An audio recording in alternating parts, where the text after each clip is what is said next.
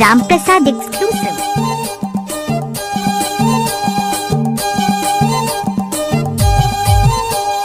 पतंग बांस के खूरा पाटे रे बजना के काटोले काटोले के यो पर माचोले के यो पर मोरे दा पड़े कायाला देख देख रोवाते कबीला रे चोलाला प्राण त्यागी दाए।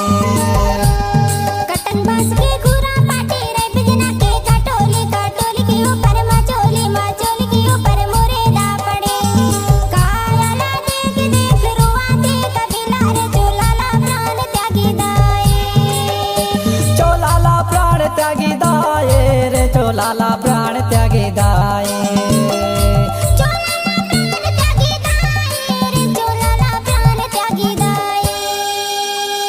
पतंग बांस के खूरा पाटे रे बजना के काटोले काटोले के यो पर माचोले के यो पर मोरे दा पड़े कायाला देख देख रोवाते कबीला रे चोलाला प्राण त्यागी दाए।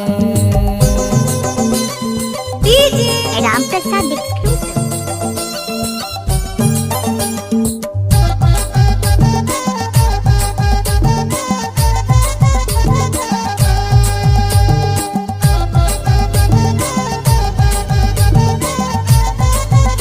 Mix by DJ Ram Prasad Batola वाले। मुट्ठी बांध के आए जगत मगा जाबे पसारे दोनों हाथ रे संगी मोर जाबे पसारे दोनों हाथ रे भैया मोर जाबे पसारे दोनों हाथ। आना अकेला संग जाना अकेला गा नहीं है जावैया कौन साथ रे संगी मोर नहीं जावैया कौन साथ रे भैया मोर नहीं जावैया कौन साथ। बोलते हने साचे ने बारे मांगने करे कहाँ भगिदाए कायाला देख देख रोवाते कबीला रे चोलाला प्राण त्यागी दाए। कायाला देख देख रोवाते कबीला रे चोलाला प्राण त्यागी दाए।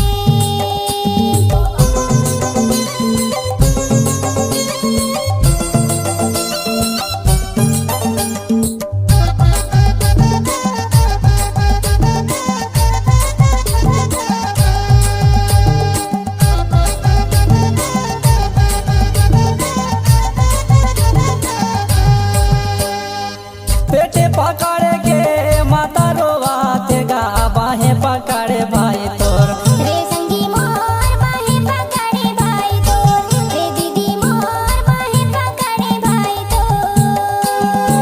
लपटी झपट के त्रिया रोवाते गा बहनी बेटी गा बड़ा जोर रे संगी मोर बहनी बेटी का बड़ा जोर रे दीदी मोर बहनी बेटी का बड़ा जोर। सागा समाज साथी बेटा मिले के तन लगा माटी आगी दाए कायाला देख देख रोवाते कबीला रे चोलाला प्राण त्यागी दाए। कायाला देख देख रोवाते कबीला रे चोलाला प्राण त्यागी दाए।